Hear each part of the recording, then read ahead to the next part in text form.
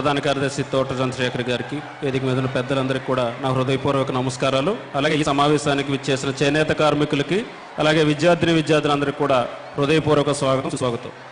ముఖ్యంగా ఈరోజు రాష్ట్రంలో చేనేత రంగం పరిస్థితి చూస్తే చుట్టుపక్కల ఉన్న రాష్ట్రాల కంటే కూడా అత్యంత దారుణమైన పరిస్థితిలో ఉంది సార్. సుమారు 50 లక్షల మంది 19 చేనేత కులాలు ఈ రాష్ట్రంలో ఉన్న ప్రధానమైన సమస్య. ఆ యొక్క సమస్యలు చెప్పుకోవడానికి అసెంబ్లీలో ఒక్క ప్రజాప్రతినిధి కూడా లేరు. అలాగే ఈ రాష్ట్రంలో మిగతా అన్ని రంగాలకి, అలాగే అనేక విషయాల్లో వ్యర్థమైన ఖర్చు పెట్టి ఈ ప్రభుత్వం చేనేత రంగానికి ఈ 4.5 సంవత్సరాల్లో కేవలం 153 కోట్ల రూపాయలు మాత్రమే విడుదల చేసింది. వాళ్ళ అలాట్మెంట్ మాత్రం 338 కోట్లు కేటాయించి 153 కోట్లు అంటే సుమారుగా 50 లక్షల మందిలో ప్రభుత్వ లెక్కల ప్రకారం 2,29,000 మంది చేనేత కార్మికులు ఉన్నారు. సరాసరి ఒక కుటుంబానికి చూసుకుంటే 1,600 రూపాయలు మాత్రమే చేనేత రంగానికి కేటాయించారు. అది కూడా చేనేత రుణమాఫీ, అలాగే పెన్షన్లు అన్నీ కలుపుకుని కేవలం ఈ డబ్బులు మాత్రమే 153 కోట్ల రూపాయలు ఖర్చు పెట్టారంటే ఎంత దారుణమైన బడ్జెట్ ఎలకేషన్ ఉందో ఒకసారి చూడాలి. అలాగే 650 చేనేత సొసైటీలు ఉన్నాయి సార్ ఈ రాష్ట్రంలో. 650 చేనేత సొసైటీలు కూడా చాలా దుర్భరమైన పరిస్థితుల్లో అప్పులతో ఉన్నాయి. కానీ ప్రభుత్వం ఆ ఆప్కో బకాయిలు చెల్లించకుండా ఆ చేనేత సొసైటీలన్నీ కూడా నిర్వీర్యం అయిపోయేలాగా ఈ యొక్క ప్రభుత్వ పథకాలన్నీ ప్రవేశపెట్టడం జరుగుతుంది. ఇంకొక దారుణమైన విషయం ఏంటంటే, ఈ కేటాయించిన 153 కోట్ల రూపాయలు కూడా కేంద్ర ప్రభుత్వ నిధులతో కలుపుకుని కేటాయించారు తప్ప కేవలం రాష్ట్ర ప్రభుత్వ నిధులు కాదు సార్. ఇది చాలా అత్యంత దారుణమైన పరిస్థితి. ఎందుకంటే ఈరోజు చేనేత రంగంలో ఏ సంక్షేమ పథకం ఉన్నా కేంద్ర ప్రభుత్వం వాటా ఉంది. కేవలం ఒక రుణమాఫీకి తప్ప మిగతా అన్ని సంక్షేమ పథకాల్లోనూ కేంద్ర ప్రభుత్వ వాటాతో కలిపి 153 కోట్ల రూపాయలు. రెండోది ఈ జిఎస్టీ విధించడం.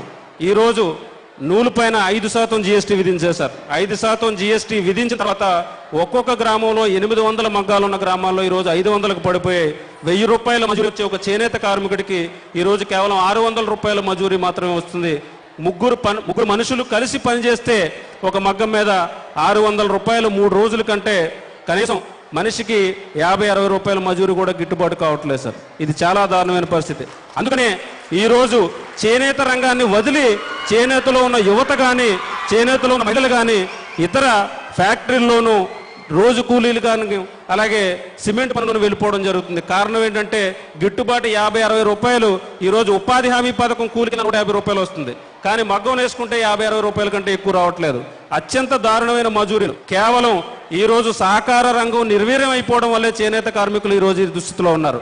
ఎప్పుడైతే సహకార రంగాన్ని బలోపేతం చేస్తామో, ఆప్కో రాజకీయ పునరావాస కేంద్రం కింద కాకుండా అక్కడ ఎవరైతే సమర్థులైన ఈ చేనేత రంగాన్ని అభివృద్ధి చేయాలన్న వ్యక్తులను ఆప్కోలో కూర్చోబెట్టగలిగితే ఈ సహకార రంగాలన్నీ కూడా అభివృద్ధి చెందుతాయి.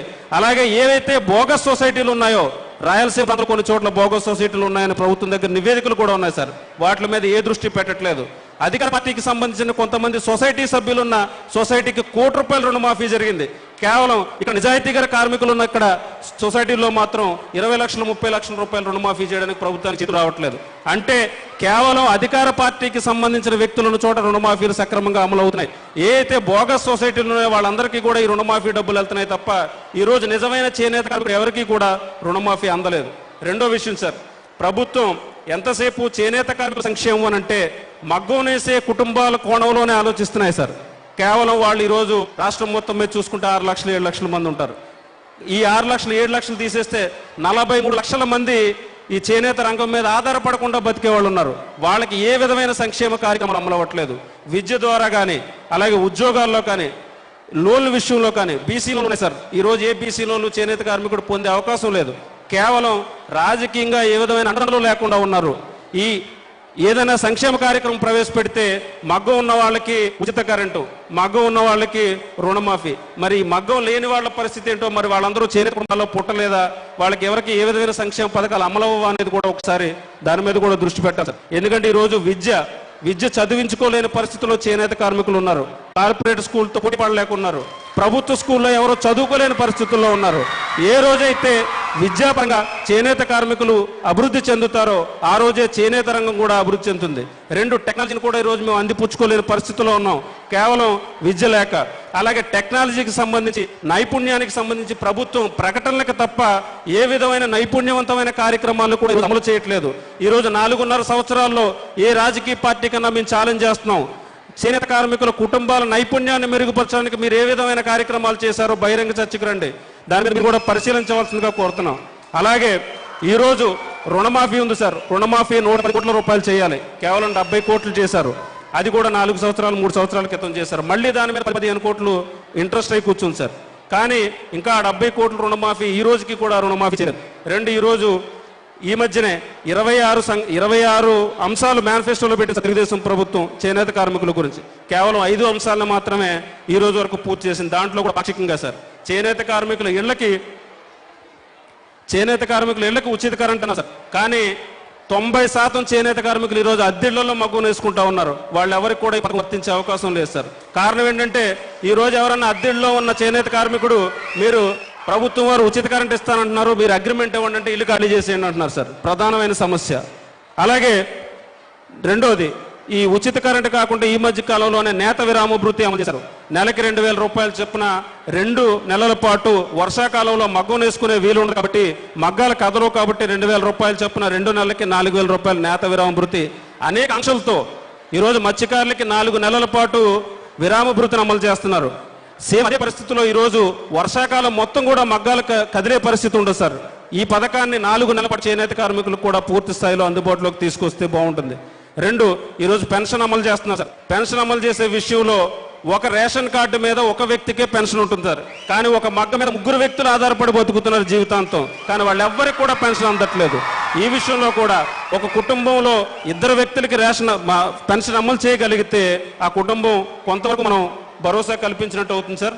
అలాగే ఈ జిఎస్టీ సమస్యని, ముఖ్యంగా 5% జిఎస్టీ సమస్య వల్ల ఎవరైతే మాస్టర్ వీవర్స్ దగ్గర, సొసైటీలో కాకుండా మాస్టర్ వీవర్స్ దగ్గర నేస్తున్నారో వాళ్ళందరికీ కూడా మజూరీలు తగ్గి, ఎందుకంటే వాళ్ళకు కూడా ప్రాఫిట్లు తగ్గి మజూరీలు తగ్గించేయడం జరిగింది సార్. ఈ జిఎస్టీని కేంద్ర ప్రభుత్వం చేత రద్దు చేయించడం కాలేని పక్షంలో రాష్ట్ర ప్రభుత్వమే భరించినట్లయితే కొంతవరకు చేనేత కార్మికులకి మేలు జరుగుతుంది సార్. అలాగే ఆప్కోను మాత్రం పూర్తి స్థాయిలో ప్రక్షాళన చేయకుండా, సహకార రంగాన్ని బలోపేతం చేయకుండా చేనేత కార్మికులు ఎట్టి పరిస్థితుల్లో లాభపడరు, ఎట్టి పరిస్థితుల్లోనూ అభివృద్ధి చెందరు సార్. అలాగే గతంలో హెల్త్ కార్డులు ఉండే సార్, 30,000 రూపాయలకి. ఈరోజు చేనేత కార్మికులు ఉన్నారు సార్. కీళ్ల నొప్పులు, కంటి చూపు మందగించడం, ఇవన్నీ చిన్న చిన్న వ్యాధులు. వీటికి మనం ట్రీట్మెంట్ చేయించుకోవాలంటే ఆరోగ్యశ్రీ కార్డులో చేయించుకోండి అన్నారు. శస్త్రచికిత్సలకు తప్ప ఆరోగ్యశ్రీ కార్డు దేనికి పనిచేయదు. కావాలి ఇలాంటి చిన్న చిన్న సమస్యలకి వేలాది రూపాయల అప్పులు పాలైపోయి హెల్త్ కార్డులు లేకుండా చేనేత కార్మికులు ఎంతో మంది బాధపడుతున్నారు. గతంలో హెల్త్ కార్డులు మళ్ళీ పునరుద్ధరించగలిగితే ఎన్నో కుటుంబాలకు మేలు చేయగలిగిన వాళ్ళు అవుతాం సార్. ఆ విధంగా కూడా మీరు దీని మీద దృష్టి పెట్టాలి. ముఖ్యంగా ఈరోజు 19 చేనేత కులాలు ఉన్నాయి. ఈ 19 చేనేత కులాలు కేవలం చేనేత కార్మికులే కాకుండా చేనేత సామాజిక వర్గం మొత్తం అభివృద్ధి చెందాలంటే ఈ రాష్ట్రంలో 1,000 కోట్ల రూపాయలతో చేనేత కులాల కార్పొరేషన్ ఏర్పాటు చేసినట్టయితే కేవలం చేనేత కార్మికులకే కాకుండా ఆ చేనేత కుటుంబాలకు కూడా అభివృద్ధి చెందుతారు. అనేక విషయాల్లో వాళ్ళకి ఉపయోగం ఉంటుంది. కాబట్టి చేనేత కులాల కార్పొరేషన్ దిశగా కూడా మీరు ప్రయత్నించాలని, అలాగే చట్టసభల్లో ఈరోజు 4.5 సంవత్సరాల్లో ఏ ఒక్క ప్రజాప్రతినిధి అయినా చేనేత కార్మికుల సంక్షేమం గురించి కానీ చేనేత కార్మికుల సంస్కరణ గురించి కానీ మాట్లాడారా అని చెప్పి మేము ఆర్టీఐ ద్వారా దరఖాస్తు తీసుకొస్తే 16 ప్రశ్నలు, అవి కూడా చేనేత కార్మికులకి మీరు ఏమేమి సంక్షేమ పథకాలు అమలు చేస్తున్నారు, చేనేత కార్మికులకి ఎంతంత నిధులు కేటాయించారు, ఇవి తప్ప చేనేత సంస్కరణలకు సంబంధించిన ఒక్క ప్రశ్న కూడా ఏ ఒక్క ప్రజాప్రతినిధి అడగలేదు. కారణం ఏంటంటే చేనేత సమస్యల మీద వాళ్ళు ఎవరికీ అవగాహన లేకపోవడం. ఖచ్చితంగా చేనేత సామాజిక వర్గం నుంచి ప్రజాప్రతినిధులు చట్టసభలో ఉన్నట్లయితే మా సమస్యలను కొంతవరకు ప్రభుత్వం దృష్టికి, సమాజం దృష్టికి తీసుకెళ్ళడానికి అవకాశం ఉంటుంది. కాబట్టి ఆ దిశగా మీరు అవకాశం కల్పిస్తారని, చేనేత రంగం పట్ల ప్రత్యేక శ్రద్ధ కనబర్చి బ్రాండ్ అంబాసిడర్గా మీరు ఉన్నప్పటికీ కూడా ప్రభుత్వం అనుసరిస్తున్న విధానాల వల్ల రోజు రోజుకి చేనేతలు వెనకబడిపోతుంది తప్ప ముందుకెళ్లే అవకాశం లేదు. కాబట్టి ప్రభుత్వం సంక్షేమ పథకాలు కాకుండా సంస్కరణ దృష్ట్యా 1985 సంవత్సరంలో ఏదైతే చేనేత రిజర్వేషన్ చట్టం ఉందో 22 రకాల ఉత్పత్తులను కఠినంగా చేనేత కార్మికులు ఉత్పత్తి చేయాలనే ఒక చట్టం ఉంది సార్. అది అమలవట్లేదు. ఆ 22 రకాల్లో సుమారు 10 రకాలు మిల్లుల మీద తయారవుతున్నాయి. వాటితో పోటీపడి సాధారణ చేనేత కార్మికుడు పోటీ పడలేడు. కాబట్టి తక్కువ రేటుకి మిల్లుల మీద వచ్చింది కాబట్టి 20 రకాల ఉత్పత్తుల్ని ఉత్పత్తి చేయడంలో ప్రభుత్వం కూడా చాలా అశ్రద్ధ కనబరిచింది సార్. ఇంకొక దుర్మార్గమైన విషయం ఏంటంటే ఈ అన్ని సమస్యలు కూడా 1951 సత్యాగ్రహ ఉద్యమంలో ఆ రోజు మద్రాసులో ఏదైతే తీర్మానించారో అవే సమస్యలు ఈ రోజు 2018 వరకు కూడా కొనసాగుతున్నాయంటే ఎంత దుర్మార్గమైన పరిస్థితిలో చేనేత రంగం ఉందో ఒకసారి ఆలోచించండి సార్.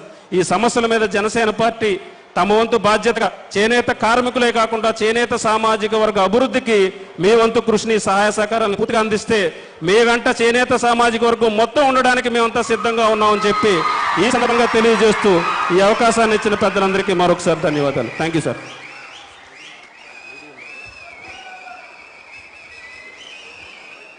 దుర్గా కుమారి గారు.